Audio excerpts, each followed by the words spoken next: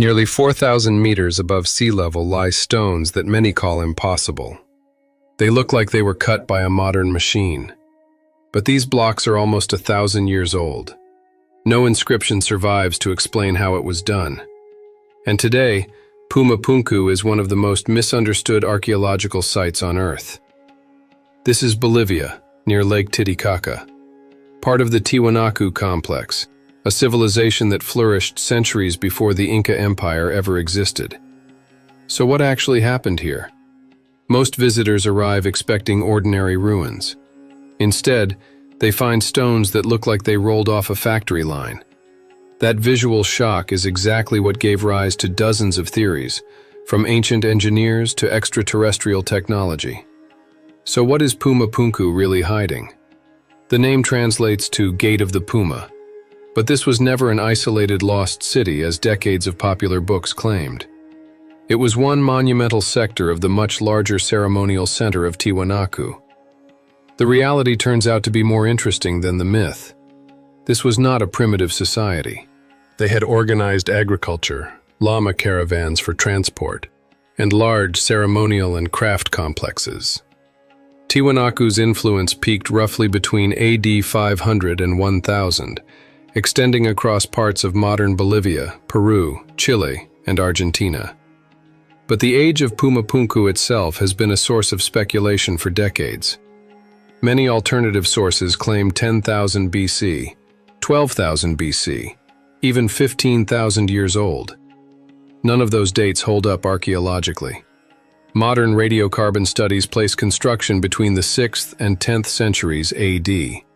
Still impressive, but not Ice Age construction. So where does the sense of impossibility actually come from? The most famous stones here are called H-blocks, named for their shape. Repeated design, matching proportions, right angles, grooves, slots, channels. Some of them take several people together just to lift. Others are part of a larger architectural system that archaeologists are still working to reconstruct. Many appear designed to interlock, like components of a much larger system.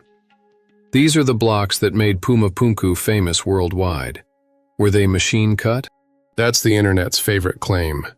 The reality is more complicated. Yes, the stones look precise, but archaeologists have documented hammerstone marks, pecking, abrasion, and polishing across their surfaces. These match known ancient stoneworking techniques exactly. No evidence of lasers. No evidence of industrial tools. No evidence of lost advanced technology. So how did they achieve this kind of precision? Builders worked with two main materials: red sandstone for massive structural elements, and andesite for detailed carved architecture. Andesite is significantly harder to work than sandstone, which is exactly why the pieces carved from it look almost unbelievable. Now the numbers that make people stop and think. One of the largest known sandstone blocks weighs an estimated 131 tons. Another exceeds 80 tons. These are among the heaviest stones ever moved anywhere in the ancient Americas. So where did this stone even come from? Research shows the sandstone was quarried roughly 10 kilometers away. Some of the andesite appears to originate near Lake Titicaca, about 90 kilometers from the site. 90 kilometers. Without the wheel as we know it, without draft animals capable of hauling that kind of weight. How do you move tens of tons of stone across that distance? No written account survives. Most archaeological reconstructions point to a combination of large labor forces, ropes, wooden sledges, ramps, and leverage. The exact method remains unknown. But here's what matters. None of it requires technology that would have been impossible for humans at the time. The task was massive, but it wasn't supernatural. And there's one detail most visitors miss entirely. Metal clamps have been found embedded in the stones. These aren't modern bolts. They're ancient metal clamps, cast directly into prepared recesses to bind the blocks together. This isn't just a striking detail. It's evidence of engineering planning at a level rarely associated with pre-industrial South American cultures. These builders weren't just stacking stone.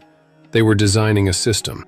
So why are so many people convinced this site defies explanation? The answer is simple. Puma Punku, today, is a ruin. Countless stones lie scattered across the ground. For centuries, people assumed the layout was chaos, but modern reconstructions suggest many of these blocks belong to carefully planned architectural arrangements. Digitally reconstructed, the complex looks nothing like the chaos we see today. It looks like a coherent, deliberately engineered system. What we're looking at now isn't the original site. It's what survived 1,000 years of collapse. There's another detail rarely covered in popular videos. Water appears to have played a significant ceremonial role here. Channels and hydraulic features run throughout the Tiwanaku complex. Some researchers believe flowing water was deliberately built into ritual practice. Exactly how it was used is still debated. Now let's take down the biggest myths surrounding this place. Myth 1. Aliens built Puma Punku. Evidence: 0. Myth 2. The site is 15,000 years old. Radiocarbon dating doesn't support it. Myth 3. The stones were cut with lasers. No scientific evidence exists. Myth 4. The civilization vanished mysteriously. In reality, Tiwanaku declined gradually around AD 1000, amid broader regional shifts in climate and trade. So what actually makes Puma Punku remarkable? Not aliens, not Atlantis, not lost technology. What's genuinely astonishing is that a civilization living nearly 4,000 meters above sea level organized stone quarrying, transport across dozens of kilometers, precision carving, and monumental construction, at a scale only a handful of societies in human history have ever achieved. And still, major questions remain open. The exact construction sequence is unknown. The exact transport methods are unknown. A complete architectural reconstruction hasn't been finished. The ceremonial function of specific zones is still debated. Archaeologists are still studying this site today. The mystery is real. But it exists within human history, not outside of it. Puma Punku doesn't prove the existence of a lost super-civilization. It proves something more interesting. 1,000 years ago, people armed with nothing but stone, organized labor, and accumulated knowledge built structures so unusual that modern visitors still struggle to believe human hands made them. Maybe the greatest mystery of Puma Punku isn't how these stones were cut. Maybe it's why we keep searching for lost super-civilizations when the real achievement, ordinary people who turned out to be far more capable than we ever gave them credit for, is standing right in front of us.